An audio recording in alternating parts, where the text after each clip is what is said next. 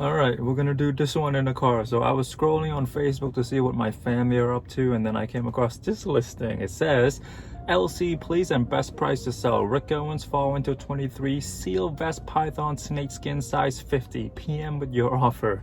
Obviously we know that's my vest, my photo, my floor, and well, technically my mother-in-law floor. But anyway, initially I didn't know if he was trying to legit check the product to buy it from me. So I commented, hi, is this your piece? Are you selling? If so, how much? Now let's move on to the private message. He messaged me. First thing he said, hello mate. I clarified my standing and my confusion. He said he's the seller, so a scammer is using my photo trying to sell my product, which is in my closet, back to me. It's interesting. I normally don't engage with this sort of stuff. People steal my listing all the time. People steal other people's listing all the time. Scammers are gonna scam. I hope we're all smart enough to see all those red flags and not fall for it.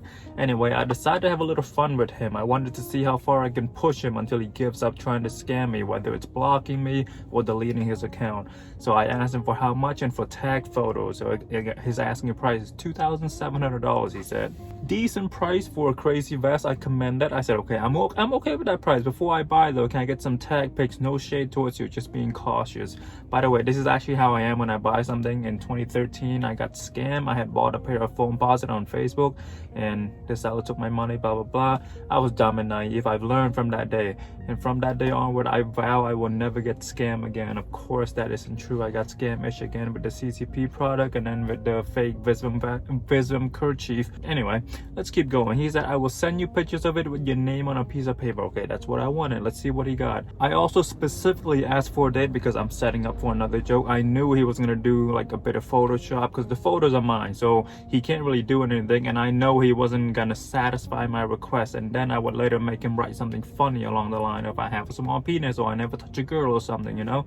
Take your time, no rush. And then he said something funny to me, something that scammers typically do because they're a bit defensive, but also experimenting an enormous amount of dopamine high because they think they're about to get $2,700 from me. He said, not rushing, man. We'll just do as soon as I can. Who the fuck speaks like this? Obviously what I said was just being friendly. He kind of took offense to that, or he didn't understand the social cues. Okay, my apology. My wife interrupted me. We had to drive elsewhere, so we're here now. Okay, anyway, before we continue, let's look at the profile. I knew the man in the pictures anyway. Yes, at this point, I'm assuming that he's a white dude, age probably 16 to 20, you know, just trying to scam. I did a reverse Google search, nothing showed up. Well, you know, just more hunter white guy. I also did Google of Whitefish High School because it sounded made up, but turns out it's real. The profile has 5 photos, 3 of this man, 1 of food, 1 of car, but the profile is actually pretty old. The latest photo is from 2022 and this photo right here is 2015. Maybe it was the kids of this gentleman who was using the profile to scam people. Anyway, let's get back to the message. He sent the photo, which is surprising. I was out, so I thought maybe it's my internet. Why does it look so blurry? I got home and then the photo was still blurry. If we zoom in, you can see that the writing, it's very computer-like, doesn't look handwritten. I knew before going in that he's a scammer, but if I didn't, this would be where, you know, I would confirm that it's fake. And then this is where also naive people would be like, oh, okay, this dude legitimately has it, I'm gonna buy it, and then they get scammed. He then said, your name was a problem for me to write, so I used mine. Okay, that's fair because I do have my name written in Khmer on my Facebook. Okay, so at this point, I now have a few options. I can straight up expose myself as the guy who owns the vest and confront him, or I can, you know, stretch it out a bit further, see how far this guy will go in order to make this scam works. The Photoshop was a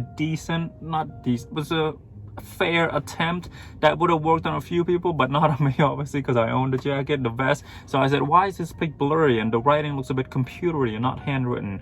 Now this is my first shock to his system, because if he's a successful scammer, this is where it would normally work, right? He said I use a board marker. Honestly, a decent excuse. Just whole. I was in a rush. I would take a new one. Clearly, he meant clearer.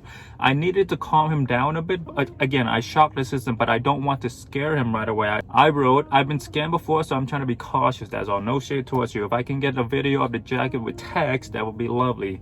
All good. Then we'll do that as soon as I can. I wanted to continue to reassure him, so I said I am money ready once I get a confirmation. Thank you. He then said you should use PayPal, GNS, whatever that stands for, and you won't have to worry about scam. I'm pretty sure one of the tactics is to get the money, withdraw the money, delete the account before the chargeback could take place, because it's gonna take some time for the item to be delivered, so PayPal can confirm that, you know, it's a scam, blah blah blah. The process is much longer, and you can take out the money much faster. I then said I've been scammed once, so I have standard, photos, video, receipt, etc. Because, big purchase, can't receipt. Hope you understand. He then said, yes, I understand you very well, man. No message for 2 to 3 hours, so I declared victory because he can't do a video with the items for obvious reason. It's in my closet. And then I woke up at 7:22 a.m. and I got this message. I was so surprised. Like, holy shit, he did it. He did a video. It's a lot harder to fake a video, so let's watch the video together. I'll put it up right here. Bro, he did not interact with the jacket at all. He superimposed, or he just did the TikTok green screen thing onto the photo. Again, still blurry. Scammer, they have gotten a bit more sophisticated. His hand, though his hand confirmed my belief that he's a 16 to 20-year-old white guy, because you cannot imagine those hands onto this bearded man. Again, I had to play it safe. I gotta shock him again, give him a bit of anxiety, but not scare him out. So I said, okay, that's a photo, man. Come on. You just superimpose your clip onto a photo. This gives him a way out. He can say, okay, I will take another video. Any specific request that I will ask of him. An authentic seller will be able to do this and more, because, if they have the item and want to sell it, it's not a big deal. Then he said, hell no, just pass, please. Thanks. He's a bit panicky right now, so I had to calm him down again. So I said, okay, I am money ready. I want this. I'm dangling the money. It was like dangling a candy in front of a child, He then said, pay with GNS PayPal since you have doubts. That way your money is protected. I reassure him again and said, we will, but I need to know that you have the item first. And then I played my final card. Could we do a video call so you can show me and interact with the item so I know you have it? I didn't think he could pass the video, the tag video idea, but we got that hilarious video early, so I laughed pretty hard that morning. I woke up, that was the first message I opened, and it's such a bad video. I said, okay, I am okay with that. Please let me know price. I can get out of work for the call 5 or 10 minutes before. Any of you bitches say the U word to me, I will block you. I'm dreaming of a time in which I will again be a slave to capitalism, okay?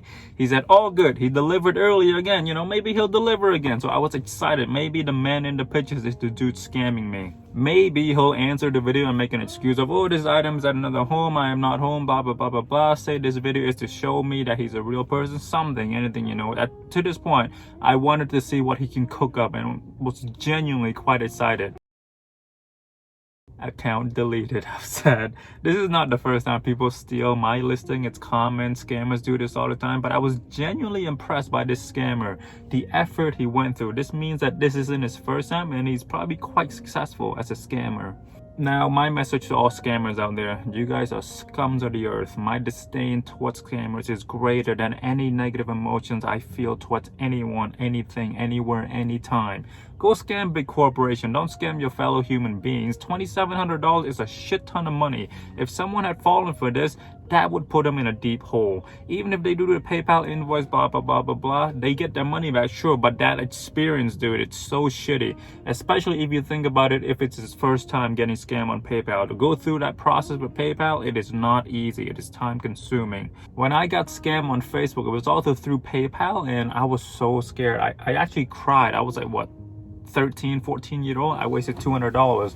At the time, $200 was a lot of money, and I was so scared of how my family would react when I told them that.